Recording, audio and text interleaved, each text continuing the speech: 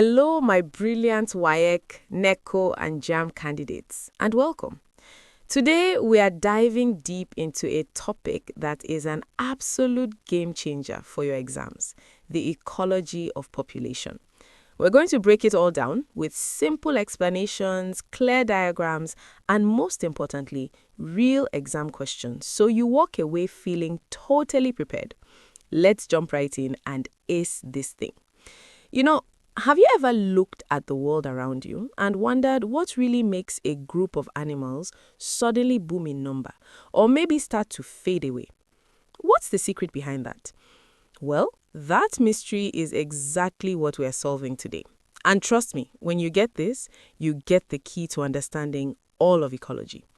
Okay, listen up, this is important. I need your full attention here because this topic, it's a favorite for the examiners.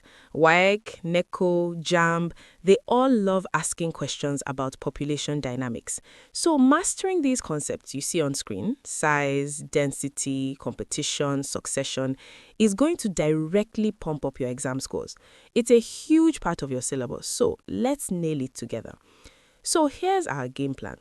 We're going to start with why this all matters, then get into the core ideas and competition. After that, we'll look at population factors and growth, then we'll tackle some real exam questions, and finally wrap up with a summary and some killer exam tips, a perfect roadmap to success. All right, let's start by building a strong foundation. You can't build a house without one, and you can't master ecology without knowing the basics. So this section is all about getting the essential terms right. First up, what exactly is a population? Now, the definition has to be precise. It's not just any old group of animals. There are 4 key parts. They have to be the same species, living in the same habitat, at the same time, and this is the clincher, they have to be able to interbreed. Get all 4 of those points in your answer and you've got full marks guaranteed. Okay, so once you have a population, the next logical question is how crowded is it? And that brings us to population density. Think of it this way. Are we talking about 2 elephants in a massive national park or 1,000 tilapia in a small fish pond? It's simply about how many individuals are packed into a certain space. And yes, sometimes in biology we've got to do a little bit of math, but don't worry, this formula is super simple. To find the density, you just take the total number of individuals, that's your population size, and divide it by the size of the habitat. So if you've got, say, 100 goats in a 20-hectare field, your density is 5 goats per hectare. See? Easy. So what happens when that density gets way too high? Well, you get overcrowding. This is a critical idea. It's the point where there are just too many individuals for the environment to support, and the results aren't pretty. You run out of food and space, diseases spread like wildfire, and sadly, the death rate starts to climb.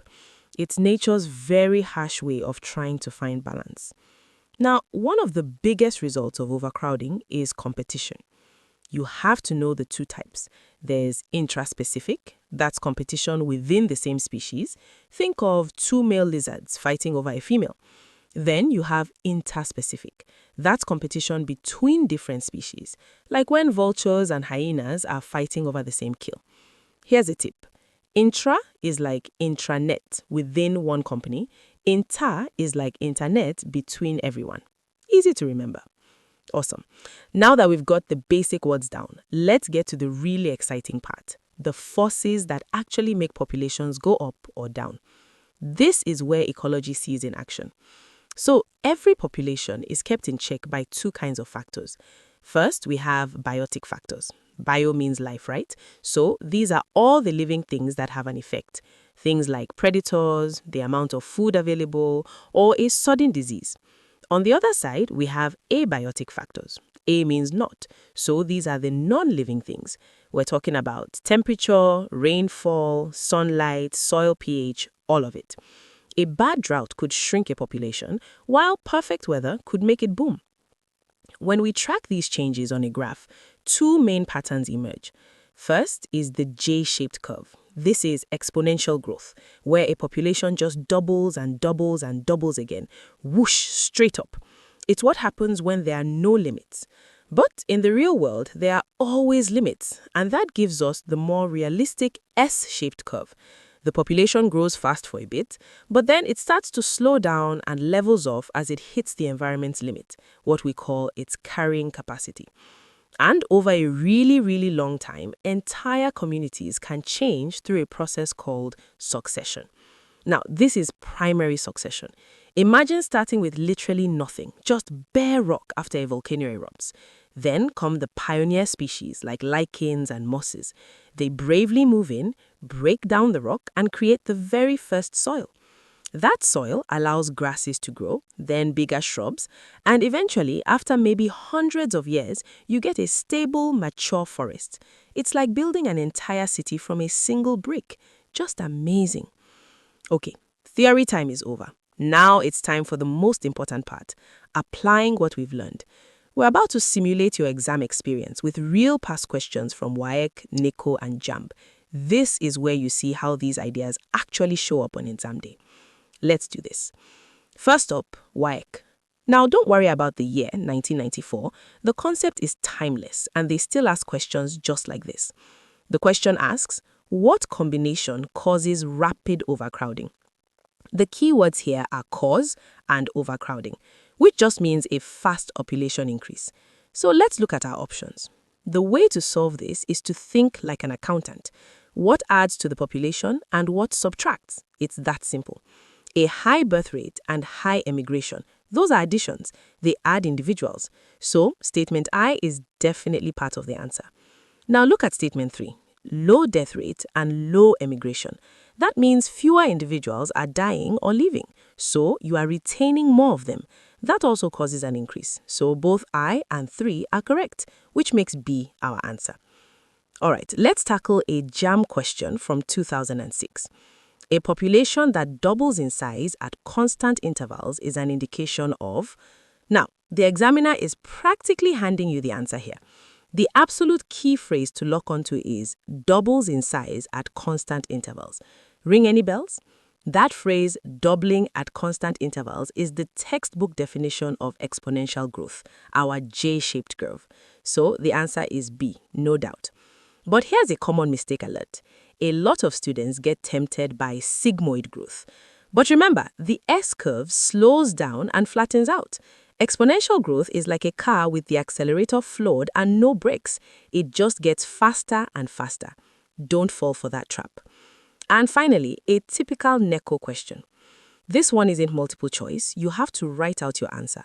It's a classic two-parter. First, define population, and second, list 2 biotic and 2 abiotic factors. This is a direct test of your core knowledge. To get every single mark here, you need to be structured. First, write down that perfect 4-part definition of population we talked about earlier. Then, clearly list your factors. For biotic, you could say predation and competition. For abiotic, maybe temperature and rainfall. But here's the key. Don't just write the word.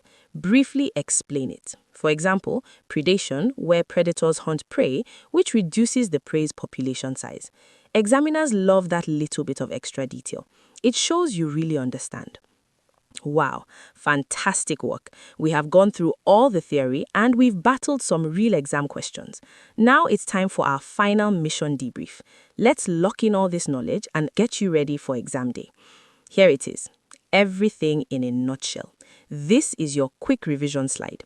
Make sure you know your key terms, especially the big 4 that change population size: natality, mortality, emigration, emigration. Understand the big processes like competition and succession. Never forget the difference between biotic and abiotic factors. And finally, know your growth curves. J for exponential, S for logistic. Got it? And lastly, some golden rules to turn your knowledge into high marks.